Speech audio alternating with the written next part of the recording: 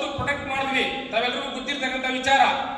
ಅವರಿಗೆ ರಕ್ಷಣೆ ಕೊಡ್ತಕ್ಕಂಥದ್ದು, ಅವ್ರಿಗೆ ಬೆನ್ನೆಲುಬಾಗಿ ನಿಲ್ತಕ್ಕಂಥದ್ದು ನಮ್ಮ ಆದ್ಯ ಕರ್ತವ್ಯ ಅಂತಕ್ಕಂಥ ನಾನಾದ್ರೂ ಬಯಸ್ತಾ, ಇಂದಿನ 5 ವರ್ಷಗಳ ಅವಧಿಯಲ್ಲಿ ನಮ್ಗೆ ಯಾವ್ಯಾವ ಕೆಲಸ ಆಗಿದೆ, ಏನೇನೇ ನಾವು ಮಾಡ್ತಾ ಇದ್ದೀವಿ ತಮ್ಗೆಲ್ಲ ಗೊತ್ತಿರ್ತಕ್ಕಂಥ ವಿಚಾರ. 7ನೇ ವೇತನ ಆಯೋಗ ಆಗಿರ್ಬೋದು, ನಮಗೆ ಕ್ಯಾಶ್ಲೆಸ್ ಟ್ರೀಟ್ಮೆಂಟ್ ತಗೊಳ್ತಕ್ಕಂಥ ವಿಚಾರ ಆಗಿರ್ಬೋದು, ನಾವು ಈಗಾಗಲೇ ಇನ್ನು ಮುಂದಿನ ದಿನದಲ್ಲಿ ಯಾವ್ಯಾವ ವಿಚಾರವನ್ನ ನಾವು ತಗೊಳ್ಬೇಕಾಗಿದೆ. ನಮ್ಮ ಮಹಿಳಾ ನೌಕರರಿಗೆ 180 ದಿವಸಗಳ ಒಂದು ಶಿಶುಪಾಲನಾ ರಜೆಯನ್ನಾಗಿರ್ಬೋದು, ನಮ್ಗೇನು FA ಇದ್ದಿದ್ದು 10,000 25,000 ಏನ್ ಮಾಡಿಸಿದ್ವಿ ಅದಾಗಿರ್ಬೋದು, ನಾವು ಡೆತ್ ಆದಾಗ 5,000 ರೂಪಾಯಿಯಿಂದ 15,000 ಮಾಡಿಸತಕ್ಕಂಥದ್ದು, ಇದೆಲ್ಲ ಈಗಾಗಲೇ 5 ವರ್ಷದ ಅವಧಿಯಲ್ಲಿ 25ರಿಂದ 26 ಆದೇಶಗಳೆಲ್ಲ ಈಗಾಗಲೇ ನಮ್ಮ ಅಧ್ಯಕ್ಷರ ನೇತೃತ್ವದಲ್ಲಿ ಇನ್ನೆಲ್ಲ ಮಾಡಿಸಿದ್ದೇವೆ. ಮುಂದಿನ ನಿಮ್ಮೆಲ್ಲರ ಸಹಕಾರದಿಂದ, ಹೋರಾಟದಿಂದ ಮೊದಲನೇದಾಗಿ ಆಗ್ಬೇಕಾಗಿರ್ತಕ್ಕಂಥದ್ದು ಆರೋಗ್ಯ ಸಂಜೀವಿನಿ ಕ್ಯಾಶ್ಲೆಸ್ ಟ್ರೀಟ್ಮೆಂಟ್ ಅಂತಕ್ಕಂಥ ವಿಚಾರ.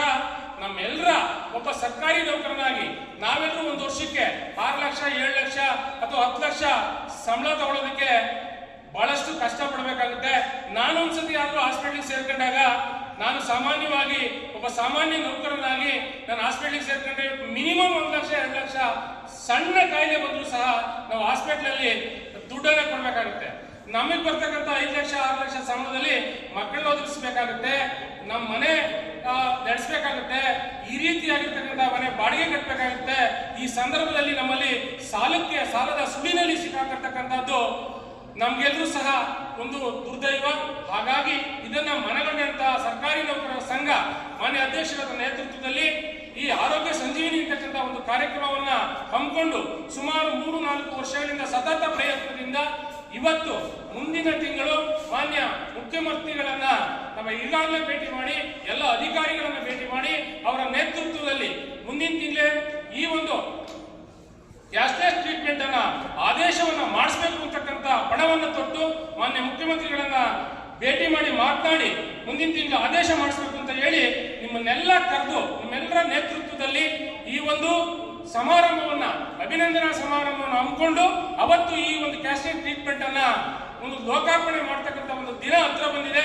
ಹಾಗಾಗಿ ಆ ಒಂದು ಟ್ರೀಟ್ಮೆಂಟ್ಗೆ ತಾವೆಲ್ಲರೂ ಸಹ ಕೈ ಜೋಡಿಸಿ ಅವತ್ತೆಲ್ಲ ಭಾಗವಹಿಸಬೇಕು ಅಂತಕ್ಕಂಥದ್ದನ್ನ ನಾನಾದ್ರೂ ಬಯಸ್ತಾ, ಇನ್ನು 2ನೇದು NPS OPS ಆಗಬೇಕಾಗಿದೆ.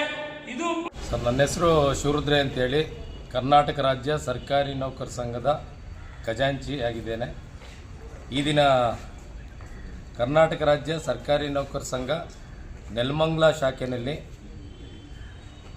ಇವತ್ತು ನೂತನವಾಗಿ ಆಯ್ಕೆಯಾದಂಥ ಪದಾಧಿಕಾರಿಗಳಿಗೆ ಪದಗ್ರಹಣ ಮತ್ತು ಅಭಿನಂದನಾ ಕಾರ್ಯಕ್ರಮದ ಜೊತೆಗೆ ಕ್ಯಾಲೆಂಡರ್ ಬಿಡುಗಡೆ ಕಾರ್ಯಕ್ರಮನ ಆಯೋಜನೆಯನ್ನು ನಮ್ಮ ತಾಲೂಕು ಅಧ್ಯಕ್ಷರಾದಂಥ ನಾಗೇಶ್ವರವರ ನೇತೃತ್ವದಲ್ಲಿ ಇವತ್ತು ಸಭೆ ನಡೀತು, ಸಮಾರಂಭ ಕೂಡ ನಡೀತು.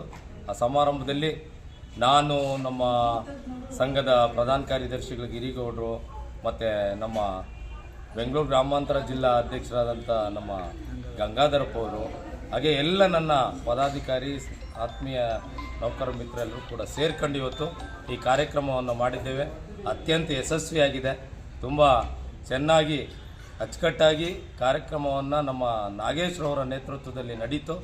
ಹೀಗೆ ಕರ್ನಾಟಕ ರಾಜ್ಯ ಸರ್ಕಾರಿ ನೌಕರರ ಸಂಘಟನೆ ಪ್ರತಿ ತಾಲೂಕು ಹಂತದಲ್ಲೂ ಕೂಡ ನೌಕರ ಸಂಘಟನೆ ತುಂಬ ಚೆನ್ನಾಗಿ ಸಂಘಟಿತವಾಗಿದೆ ಅನ್ನುವಂಥ ಮಾತನ್ನು ಕೂಡ ಈ ಸಂದರ್ಭದಲ್ಲಿ ಹೇಳಿ, ನೆಲಮಂಗಲ ತಾಲೂಕಿನ ಎಲ್ಲ ನೌಕರರಿಗೆ ಈ ಸಂದರ್ಭದಲ್ಲಿ ನಾನು ಅವರಿಗೆ ಅಭಿನಂದನೆಗಳು ಕೂಡ ಸಲ್ಲಿಸ್ತಾ ಇದ್ದೇನೆ. ಸರ್, ತಾಲೂಕು ಅಧ್ಯಕ್ಷರು ಇದರಲ್ಲಿ ಮನವಿ ಕೂಡ ಸಲ್ಲಿಸಿದ್ದಾರೆ, ಅದ್ರ ಬಗ್ಗೆ ತಾಲೂಕು ಅಧ್ಯಕ್ಷರು ಅವರು ಪ್ರಾಸ್ತಾವಿಕ ನುಡಿಗಳಲ್ಲಿ ಕೇಂದ್ರ ಸಂಘಕ್ಕೆ ನಮಗೆ ಒಂದು ಮನವಿಯನ್ನು ಕೊಟ್ಟಿದ್ದಾರೆ. ಆ ಮನವಿ ಏನಂತಂದರೆ, ಇಡೀ ರಾಜ್ಯಾದ್ಯಂತ ಏನು ಎಕ್ಸ್ಪೆಕ್ಟೇಷನ್ ಇದೆ, ಏನು 2019-24ರಲ್ಲಿ ಆಗಬೇಕಾಗಿತ್ತು, ಏನು NPSನ ಹೋಗ್ಲಾಡಿಸಿ OPS ತರುವಂಥದ್ದು, ಕ್ಯಾಶ್ಲೆಸ್ ಟ್ರೀಟ್ಮೆಂಟ್ ಆಗುವಂಥದ್ದು, ಮತ್ತು ಪ್ರಾಥಮಿಕ ಶಾಲಾ ಶಿಕ್ಷಕರ ಸಂಘದ ಹಲವಾರು ಬೇಡಿಕೆಗಳ ಬಗ್ಗೆ, ಮತ್ತು ಈ ಬೆಂಗಳೂರು ನಗರಕ್ಕೆ ಸೇರ್ಕೊಂಡಿರುವಂಥ ಒಂದು ನೆಲಮಂಗಲ ತಾಲೂಕಾಗಿರೋದ್ರಿಂದ ಏನು ಬೆಂಗಳೂರು ನಗರ ಜಿಲ್ಲೆಗೆ ಏನು ಸಿಗ್ತಾ ಇದೆ, ನೌಕರರಿಗೆ ಏನು ಸಿಗ್ತಾ ಇದೆ ಸವಲತ್ತುಗಳು, ಆ TA ಇರ್ಬೋದು, DA ಇರ್ಬೋದು,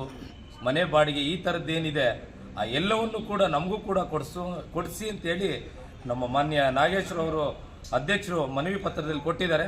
ನಾವು ಅದನ್ನು ಸರ್ಕಾರದ ಮಟ್ಟದಲ್ಲಿ ಮುಂದೆ ಬರುವಂಥ ಬಜೆಟ್ ಏನು ಇದಾಗ್ತದೆ ಅದರಲ್ಲಿ ನಮಗೂ ಕೂಡ ಮೀಟಿಂಗ್ ಕರೀತಾರೆ.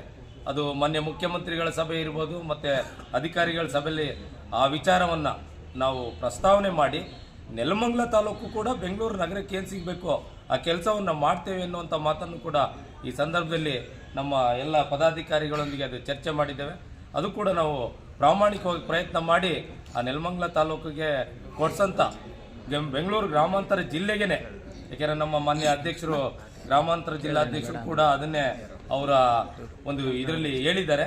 ಆ ಕೆಲಸವನ್ನು ಕೂಡ ಗ್ರಾಮಾಂತರ ಜಿಲ್ಲೆ ಎಲ್ಲ ತಾಲೂಕುಗಳಿಗೂ ಆ ಸವಲತ್ತು ಸಿಗುವಂಥ ಕೆಲಸ ಕರ್ನಾಟಕ ರಾಜ್ಯ ಸರ್ಕಾರಿ ನೌಕರ ಸಂಘಟನೆ ಮಾನ್ಯ ಅಧ್ಯಕ್ಷರ ನೇತೃತ್ವದಲ್ಲಿ ಮಾಡ್ತೇವೆ ಅನ್ನುವಂಥ ಮಾತನ್ನು ಕೂಡ ಈ ಸಂದರ್ಭದಲ್ಲಿ ಹೇಳಲಿಕ್ಕೆ ನಾನು ಬಯಸ್ತಾ ಇದ್ದೇನೆ.